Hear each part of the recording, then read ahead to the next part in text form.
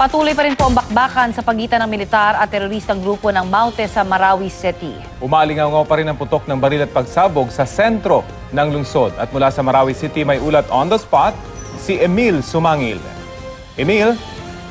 Rafi, Connie, makaraan ng halos 2 oras na walang patid na pag-alingaw-ngaw ng mga pagsabog, mga putok ng baril, sandaling tumahimik dito sa lokasyon kung saan naroroon ang aking team. Ito'y nasa loob pa rin ng Marawi City proper. At hanggang sa mga oras na ito, nasa ibabaw pa rin namin itong attack helicopters ng Philippine Air Force. Dalawa ito, Rafi, Connie, patuloy ang kanilang paglipad sa ibabaw ng Marawi City proper. Partikular kung saan pumapaimbulog yung napakakapal na itim na usok na sinasabing mula sa isang istruktura na sinunog di umano ng mga Maute Group. Ang impormasyon na yan, Rafi, Connie, ay mula mismo sa mga residenteng aming na-encounter, nakasalubong dito sa aming lokasyon habang kami nagko-cover. Nagmamadali silang umaangat patungo sa munisipyo dito sa City Hall ng Marawi City at umaasang makakasakay pa sila ng mga utility vehicles palabas ng Marawi City. At ayon nga sa mga residente nito, ang nasusunog daw na iyon na aming nakikita mula sa amin dito sa lokasyon na aming kinatatayuan ay yung paaralan na kinubkob ng Maute Group di umano kahapon. Sinusubok pa rin nating makunan ng statement ang Philippine Army tungkol sa panibagong development na yan sa pagpapatuloy, Connie, Rafi, ng military operation, pati na ng pulis dito sa Marawi City na nagsimula kagabi at hanggang sa mga oras na ito tuloy-tuloy. Bago tayo sumayang papawid, Rafi, Connie, yung 2 military vehicles ng Philippine Army mula doon sa lokasyon kung saan namin sila nakukunan na nakikipagbakbakan ay nagmamadaling umangat palabas ng city proper. At kung hindi tayo nagkakamali, meron itong kargang mga sundalong sugatan at pinaniniwala ang diretso sa ospital. Kung narinig mo, Rafi, Connie, yun ay mga live gunshots dito sa aking background habang tayo'y nag-uulat. Baka meron kayong katanungan, Rafi, Connie, please. Emil, pwede mo bang iisalarawan kung gaano ba talaga kalawak or kaliit yung lugar dyan sa marami na apektado nitong nangyayaring bakbakan sa ngayon? Nagkaroon tayo ng pagkakataon na matanong yung ilan sa mga kagawad ng media, ating mga kasamahan na nag-cover din sa nakaraang Zamboanga siege. At kung ikukumpara nila yung sitwasyon dito sa Marawi City, napakalawak ng scope na sakop ng military operation dito. Di tulad sa Zamboanga City na kung saan ilang kalye lamang at ilang sityo ang sakop. Dito kasi, Rafi, sa Marawi City ang sitwasyon ngayon, bagaman isolated at hindi naman kumalat sa buong syudad, napakalaki ng pagkikitaan ng mga military movement, ng police operation, etc. At hindi pa tayo nakakakuha rin ng definitong statement mula sa Philippine Army kung nasaan ba talaga nakatutok ang kanyang military operation para hindi maapektuhan yung isinasagawa nilang pag-atake sa mga kalaban. At yun naman ay lubos nating nauunawaan. Ganun na sitwasyon dito mismo sa Marawi City. At kung papayagan mo ko na maisalarawan naman yung itsura ng komunidad, simot, walang katao-tao, Rafi. Wala akong nakikita sa mga oras na ito, kundi ang mga kagawad ng media na nagko-cover, kasamahan natin, ino-cover itong military operation na ito at yaong mga sundalo pulis na sumasapak ngayon sa putukan. Meron mga ilan kanina na mga sibilyan na pinipilit na makapasok sa city proper. Ang tanong natin, bakit mo pa kailangan bumalik dito? Meron pa raw silang mga iwan na makagamitan at makamag-anak, pero Rafi, Connie, hindi na sila pinayagan ng military na makapasok sa kanilang mga bahay, doon sa kalye kung saan naroon yung kanilang mga kamag-anak pa na gusto nilang mailigtas. Connie, Rafi. Emil, kahapon kasi nabanggit sa atin isang dating opisyal dyan sa Marawi na may 10 areas. Although confined doon yung mga grupo ng Maute, 10 daw yung lugar na yan. So, posibleng ganun nga kalawak yung nasasakupan nila, bagamat confined na nga sila doon sa lugar. So, ibig bang sabihin nito ay nasukol na sila at hindi na sila makakalabas dyan? Ano yung sitwasyon insofar as yung grupo ng Maute is concerned, Emil, kung meron kang impormasyon? Rafi, ilang beses ibinato, ipinukol sa Philippine Army ang katanungan na yan kung ano ang status ng military operation dito sa Marawi City laban sa Maute Group. Pero tumanggi muna ang Philippine Army na magbigay ng official statement at ng status dahil tuloy-tuloy daw ang operasyon hanggang kagabi. Yan ay tungkol sa panayam natin. Yan ang laman ng naging statement ng tagapagsalita ng Philippine Army dito sa Marawi City nang makapanayam natin siya kagabi. So, hindi pa natin tiyak kung nasukol na ba talaga, pero sa itsura at sa mga nauulinigan nating mga tunog ng baril, mga pagsabog, pati na yung mga nakuha nating video, mukhang aggressive masyado ang military at police. Talagang dire-diretso yung tinatawag nilang surgical operation laban dito sa mga kalaban hanggang sa mga oras na ito. Rafi, Connie.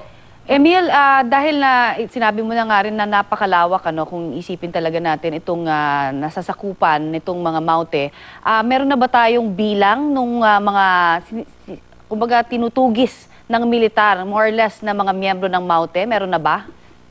Ibase natin sa statement ng military yung magiging tugon ko sa iyong katanungan, Connie. Ayon sa press conference kahapon, nagsimula ang bilang ng kanilang natanggap mula sa intelligence information na kanilang hawak, 15.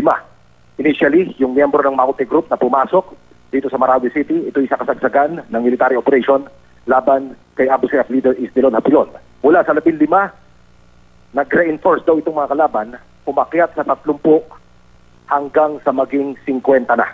Yan ang official bilang ng military na ibinigay sa ating gabi. Pero merong mga impormasyong ating natatanggap mula sa mga NGO na narito na umaabot sa mahigit 300 yung bilang ng mga kalaban na tinutugis ngayon ng militar. Mamaya-maya lamang, inaasahang magbibigay ng progress report ang military tungkol dito sa isinasagawa nilang operasyon at sana magkaroon ulit tayo ng chance na maitanong yan para maging malinaw ang lahat kung nasaan ba talaga naroroon na ang military operation, ilan ang kanilang hinahabol at yung status hanggang kailan magiging ganito ang sitwasyon sa Marawi City. Nakunan din ba natin, Emil, ng reaksyon ang ating mga militar dyan patungkol naman doon sa sinasabi ni Senador Panfilo Lacson na may failure of intelligence, kumbaga nalusutan, Paano nga naman ba nakapasok itong sinasabi ng 50 na nandyan ngayon na tinutugis nila?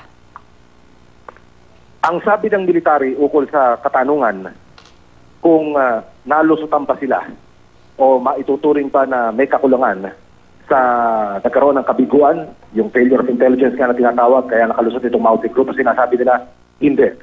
Dahil nakakonsentrate yung kanilang operation kay Isdilon Hapilon, ang problema nga lamang ay sumabay itong grupo at bagaman nakalusot o kukonsidera ng ilan na nakalusot itong grupo ng Maute na makalapasok dito sa Marawi City, hindi nila ikinokonsidera na isang failure of intelligence case yung pangyayari. Ang kanilang ibinibida o kanilang in-state ay yung operation nila laban kay Isdilon Hapilon.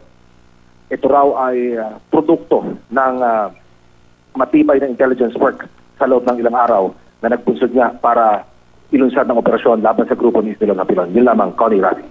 Yung nabanggit mo lang kasi kanina na patuloy kang nakakarinig ng mga putukan dyan sa lugar, Emil. Ibig sabihin, talagang may pinapaputukan na itong ating mga AFP o militar at malamang at sa hindi na nandyan na rin talaga sa area na yan yung Maute na ilan sa mga Maute Group na tinutugis nila.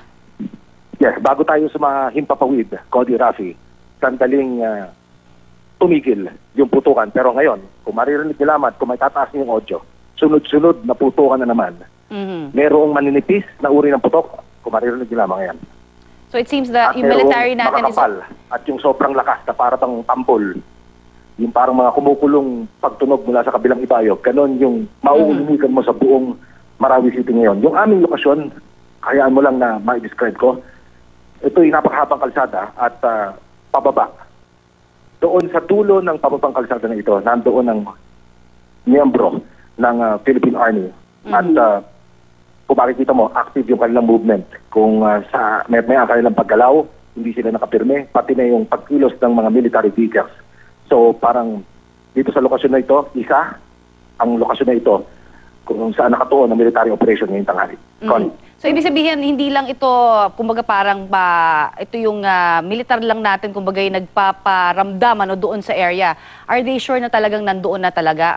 Kasi hindi pa rin talaga nababatid, sabi mo nga, kung nasaan saang area talaga. Or is it particularly that area kung saan nagpaparamdam na yung militar ng kanilang mga paputok, talagang siguradong nandoon na? Sa itsura, Connie, bagaman ating ulitin na wala pang official statement dito ang Philippine Army sa development ngayon sa Marawi City, mukhang narito ang kalaban. Dahil, kaya na akin nabanggit kanina, 2 military vehicles ang umangat patungo sa city proper. Ito yung ating nakuha ng video. May isa kayo itong parabagang mga wounded na mga soldiers, nagmamadali at halos lahat ng pwede matagasaan dito sa kalsada ng aming kinatatayuan ay sinalasa para agad na madala sa ospital. Probably yung kanilang mga kasamahang sugatan na nasa likod nitong binabanggit kong military vehicles na nagmamadali. Connie, Rafi. Emil, kumusta ngayon yung sitwasyon naman ng mga evacuees at meron na ba tayong bilang dito? At paano ito tinatrato ng mga miyembro ng militar? Sinasala ba ang mga ito dahil may pangamba na baka humahalo rito itong grupo ng Maute na posibleng tumakas dyan sa lugar? Rafi, isang mabilis naman bago ko sagutin ang iyong katanungan. Nagmamaneuver ngayon itong armored personnel carrier E-150 yata ito at papasok siya sa isang kalsadang nasa harapan ng lokasyon o kinalalagyan ng sangkatutak na sundalong aking namamataan mula dito sa aking lokasyon. At nawala yung 2 military choppers na binabanggit ko, Rafi. Ang nakikita ko lamang ngayon ay itong isang pulutong ng mga sundalo at itong armored personnel carrier ng Philippine Army. Sandali itong limpil at para bang nag-uusap kung kakaliwa, kakanan o didiretso. Nakatigil siya ngayon. At habang inaantabayan natin kung ano yung magiging susunod ng mga tagpo, yung tinatanong mo ukol sa mga evacuees, makapal pa rin ang bilang ng mga kababayan nating lumilikas. Actually, papasok kami dito sa Marawi City, galing kami ng Iligan, mahaba pa rin ang daloy ng trapiko. Tukod pa rin ang mga sasakyang nakapila palabas ng Marawi City. Kung i-describe ko sa iyo itsura ng mga sasakyan, hindi sila sa loob lamang nakasakay. Sa top, sa bubungan na, Rafi, sila nakasakay, dala-dala yung mga kanilang mga pad, mayroong mga tabing sa ulo, at para bagang ipinagkasya na lamang ang kanilang mga sarili, umangkas na lamang para makalayo dito sa area na ito. Sa Marawi City, Rafi, wala akong nakitang military or police checkpoint. Ito ay makikita mo sa karatig na bayan ng Baloy, Sampa, doon sa Iligan City. Diyan sila nag-checkpoint. Anong checkpoint? Pinahihimpil nila yung mga pampaserong bus, mga pampaserong jeep, pinabababa nila lahat ng mga sasakyan, pinayu-U-turn na nila yung mga utility vehicles na ito at hinahayaan na nilang maglakad yung mga pasahero papasok sa lugar kung saan sila pupunta. Dito na sinasagawa yung inspection, pabubuksan yung kanilang mga bag, hinihingan sila ng mga identification. Ganyan yung sistema sa karatig na bayan ng Baloy at ng Iligan City. Rafi, Connie. Okay, maraming salamat at mag-ingat kayo dyan, Emil Sumangil.